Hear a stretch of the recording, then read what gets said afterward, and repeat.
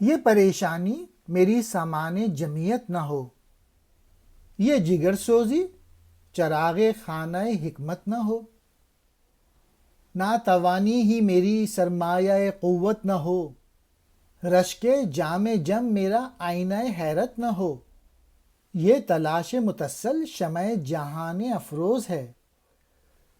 توسین ادراک انسان کو خرام آموز ہے۔ اس اشعار میں اپنے متعلق کہہ رہے ہیں، انسان کے متعلق کہہ رہے ہیں،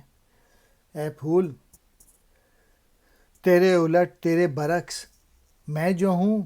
ہر لمحے پریشان رہتا ہوں، مضطرب رہتا ہوں، کہیں یہی پریشانی میرے لیے وجہ سکون نہ بن جائے۔ یعنی سیٹسفیکشن کیا ہے؟ سیٹسفیکشن یہ ہے انسان کی، کنٹینٹمنٹ کیا ہے؟ وہ یہ ہے کہ پلے دا گیم آف لائف فلی، یعنی ہر ڈے ایوری ڈے اگر انسان پوری طرح سے محنت کر رہا ہے اس دن اس کو سکون ملتا ہے۔ کچھ پانے کی جدوجہد ہی انسان کی دانش اور حکمت میں اضافہ کرتی ہے، اور کائنات کے اور دنیا کے جو پیچیدہ مسائل ہیں، مشکل مسائل ہیں، ان کو سمجھنے کے لیے اکساتی ہے۔ پھر میں جو خود کو کمزور اور ناتواں سمجھ رہا ہوں، شاید یہ کمزوری ہی میرے لیے قوت کا سرچشمہ بن جائے،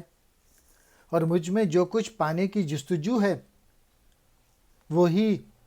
حصول مقاصد کا ذریعہ بن جائے، کہ اس طرح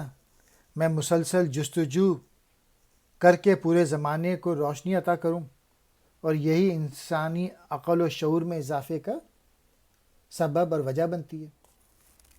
سامان جمعیت، دل کی تسلی کا سامان، جگر سوزی، دل جلانا، محنت کرنا، جگر جلانا، چراغ خانہ و حکمت، سوچ کے گھر کا چراغ، ناتوانی کمزوری کو کہتے ہیں، سرمایہ قوت طاقت کا سرمایہ، رشک کسی اچائی کو دیکھ کر اس جیسی خواہش کرنا، جام جم جمشید بادشاہ کا پیالہ، آئینہ حیرت حیرت زدہ رہ جانا، تلاش متصل لگاتار تلاش، شمع جہان افروز زمانے کو روشن کرنے والی شمع، توسن ادراک سمجھ کا گھوڑا، کو کہتے ہیں کے لیے، خرام چال آموز سکھانے والا۔